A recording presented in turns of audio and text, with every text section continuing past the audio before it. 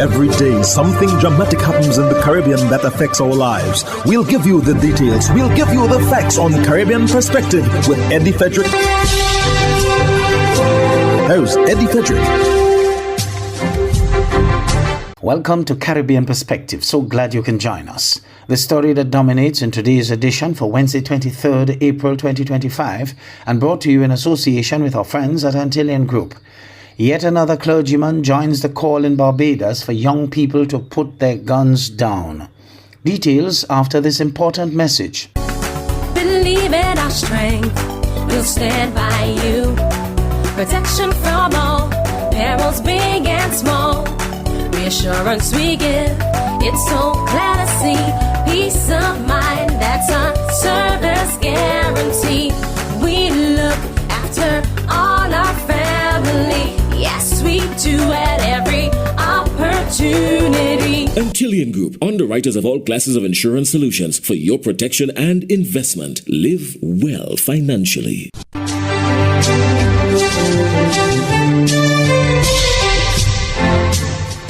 Welcome back. Less than a month after the Bishop of the Anglican Church called for a gun amnesty, another senior cleric in Barbados is echoing the sentiment while acknowledging challenges with the suggestion. We call for gun amnesties, but if I give up my gun, will the other guy give up his? If I give up my gun, am I making myself vulnerable? And so the turmoil continues. But at some point in time as a community, we'll have to stop and say, look, if most of these heinous crimes are retaliatory, when does it end? People's National Movement political leader Dr. Keith Rowley is urging Tobagonians to be mindful that giving the 2 Tobago seats to people outside of the PNM is supporting the United National Congress, and this, he says, is detrimental to Tobago's development. Speaking at a rally at the Goodwood Secondary School in Tobago on Saturday, Dr. Rowley reminded April 28th is not the Tobago House of Assembly elections. Because I want you, the people of Tobago, to focus on the Parliament of Trinidad and Tobago, because these are parliamentary elections. There are 41 seats in the Parliament. 2 of those seats are in Tobago. Yes, there are those who believe that if they control those 2 seats, they can make deals. But I can assure you tonight that even though they are being encouraged by those in the university and those in the media, that the deals that they're making might make good sense, you, the people of Tobago, I want you to understand something very clearly. You have absolutely nothing to gain by handing the 2 Tobago seats to Kamala Prasad-Bissessar. Dr. Rowley noted that nothing has been said about Tobago's internal self-governance in the UNC's manifesto. He urged voters not to gamble with Tobago's development. He described the PNM's candidates for Tobago East and West as the most qualified and decent representatives vying for the seats on April 28th. It was an emotional moment for People's National Movement Tobago East candidate Ayanna Webster Roy as she spoke to PNM supporters in Tobago on Saturday. To her surprise, her children took to the podium to endorse her. Mrs. Webster Roy said it was for children like her own that she's vying for the seat for a 3rd time. And I often tell people, I'm not doing it for me. I'm not doing it for fame. I'm not even doing it because of the party. I'm doing it for the children of Trinidad and Tobago. And just like Mr. London would have sacrificed years with his children, just like Mr. Calendar would have sacrificed years with his children, just like I saw my political leader sacrifice years with his children for the greater good of the people of Trinidad and Tobago, for the greater good of every boy and every girl in Trinidad and Tobago. The Commonwealth Secretariat announced on Thursday a Commonwealth Observer Group for the general election on April 28th is due to arrive in Trinidad and Tobago on April 22nd. TV6 News has more. The Commonwealth Secretariat said in a press release today that its observer team was led by Everest Bartolo, a former Foreign Affairs Minister of Malta with over 30 years of parliamentary experience. The observer team shall consist of 6 eminent persons from across the Commonwealth. The Commonwealth Secretariat said that from April 26th, its observers will deploy in small teams to different parts of the country to observe election preparations and meet with local stakeholders in their respective locations. The Secretariat said that on Election Day, the Commonwealth Observer Group will observe the opening, voting, closing, counting, and the results management processes. The Observer Group is to issue an interim statement on its preliminary findings on April 30th. No progress update just yet, says the Commissioner of Police Junior Benjamin regarding the matter involving suspended top cop Erla Christopher. On Wednesday, Deputy Commissioner of Police Suzette Martin told media the TTPS will revisit the DPP regarding the matter involving the importation of high-powered rifles allegedly approved by Mrs. Christopher. Commissioner Benjamin spoke with TV6's Nicole M. Romney on Saturday. According to Commissioner Benjamin, there is still no final determination on the next course of action at this time in bringing charges against Erla Haywood Christopher. However, he says it is being discussed.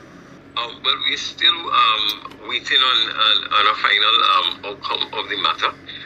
The DCP and her team, they are constantly with the DPP, and we're still dealing with the DPP to ensure that all that is needed for the matter is dealt with. In January, Mrs. Haywood Christopher was questioned at the St. Clair police station as part of an ongoing probe into the importation and procurement of 2 sniper rifles for the Strategic Services Agency.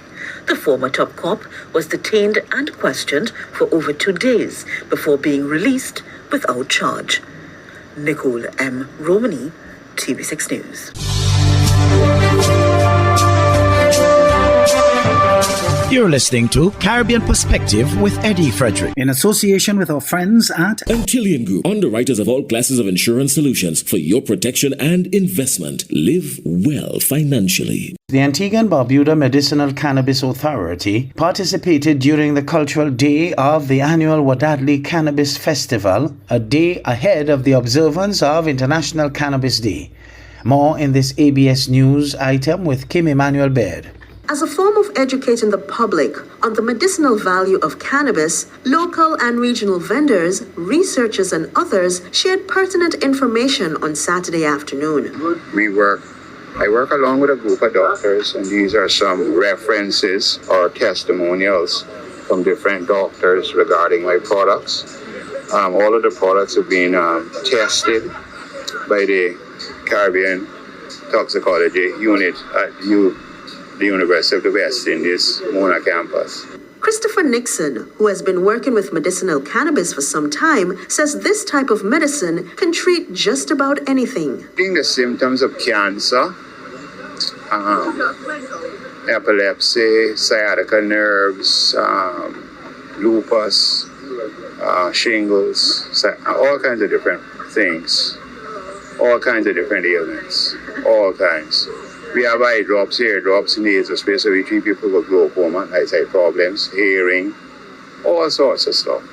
Director of the Center of Entrepreneurial Thinking and Practice at the University of the West Indies Mona campus, Dr. Kadamawi Naif, says there's still much work to be done in educating people on cannabis due to stigma and dishonesty relating to the plant. Dr. Naif says the region has lost its ancestral heritage relating to herbs, which is the basis of all medicines.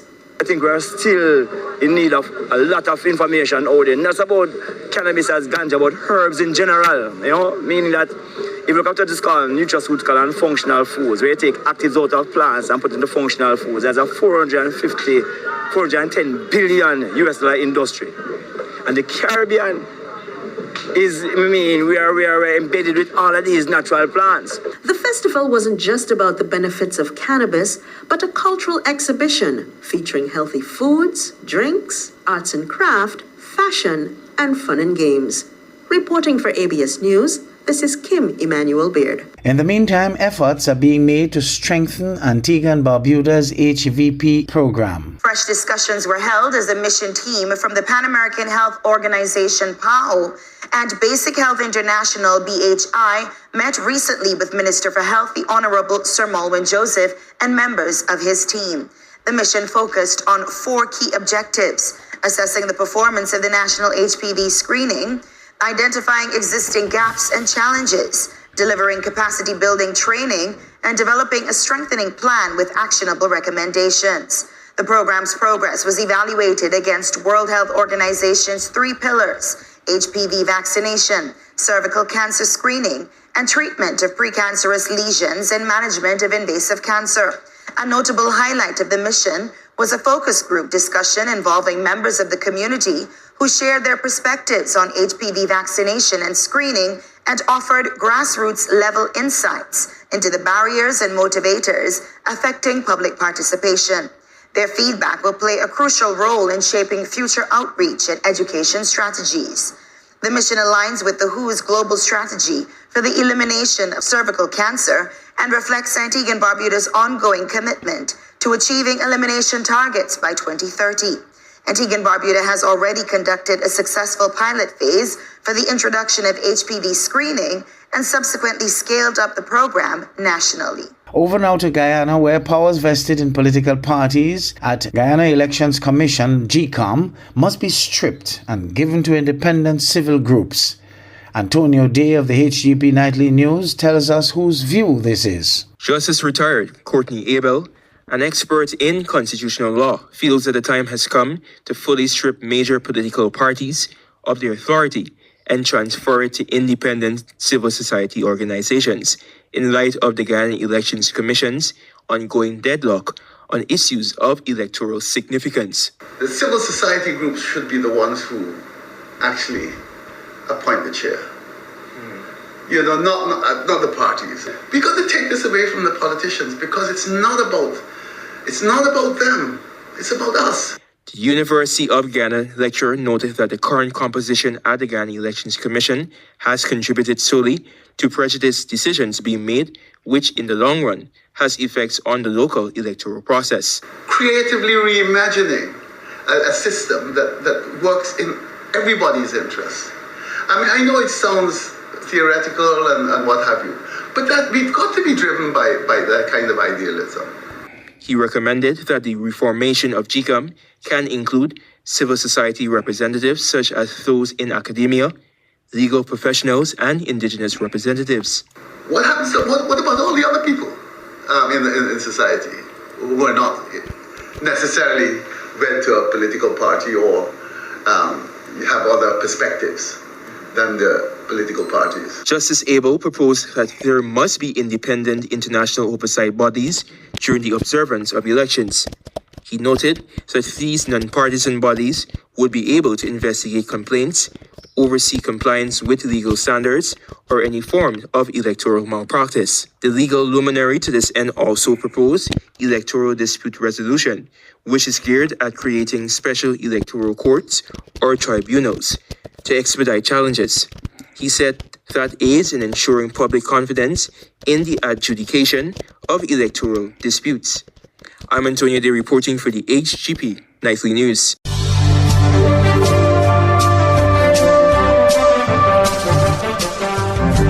I am Eddie Frederick. This has been Caribbean Perspective, a whole new approach to highlighting developments in the Caribbean. In the meantime, please follow us on Facebook and subscribe to our YouTube channel for daily regional news and more, in association with our friends at Antillian Group. Believe in our strength, we'll stand by you. Protection from all perils, big and small. Reassurance we give, it's so clear to see. Peace of mind, that's our service guarantee. We look after all our family. Yes, we do at every opportunity. Antillian Group, underwriters of all classes of insurance solutions for your protection and investment. Live well financially.